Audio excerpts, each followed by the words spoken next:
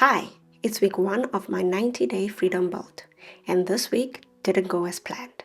I had more physical energy than expected, but almost zero focus. So instead of forcing it, I listened to what I actually needed. Here's what I planned, what really happened, and what I'm learning while building freedom in real life. My main goal this week was to finish a digital product and launch it on my online store. But on CEO Day, even though I felt energized, I just couldn't focus on a screen. So I shifted gears and spent the day redesigning my workspace instead. Before, my desk faced a small window with my back to the bookshelf and the door. Now, I've positioned it next to the door with a view of the garden. I even added a cozy lounging area for breaks. I didn't spend a cent, but the change gave me the physical and emotional reset I didn't know I needed. My office isn't just for working anymore. It's a space for dreaming, growing, and creating a life that fits me. Especially now as a pregnant working woman navigating a major life transition. I went with neutral earth tones.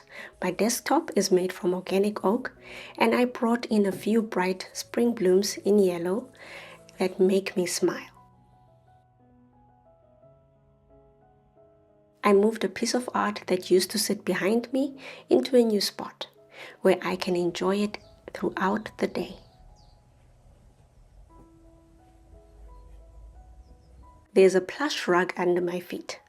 Sometimes I find myself tracing its grooves with my toes while I work. It helps my blood flow when I'm too tired to stand. Most days I start standing and move into a seated position as I slow down. And from where I sit now, I get to bask in the afternoon sun.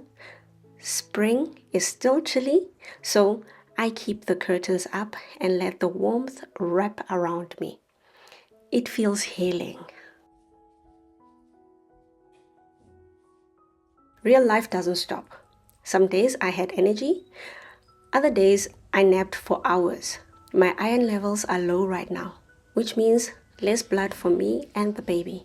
So I'm often dizzy, tired, and wiped out by mid-afternoon. But this week reminded me, this challenge is not about pushing through. It's about practicing freedom. And part of that means letting myself rest.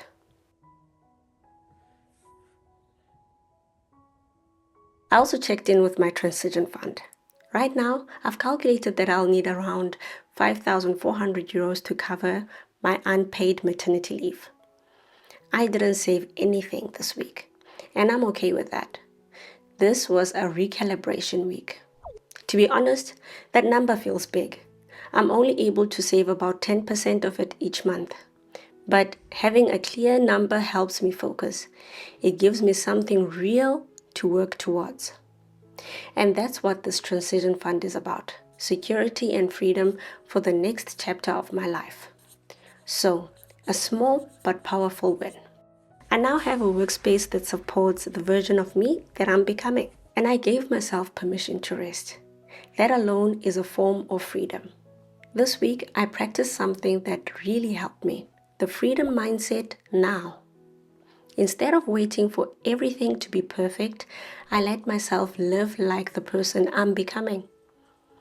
I reminded myself my CEO day is also my me day. This freedom I'm building, it's for me, and my family will benefit too.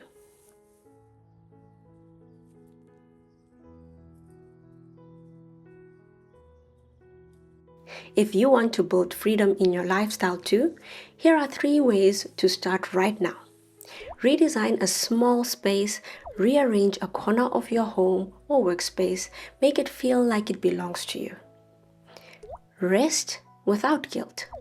Seriously, take a rest because you're building freedom, not despite it. Act like you're already a little bit free. And ask yourself, what would I do if I trusted my freedom was already on the way?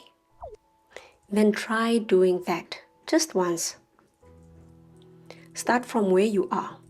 That's what I'm doing. Let me know in the comments what resonated most with you, and if you've created your own transition fund yet. See you next week for week 2.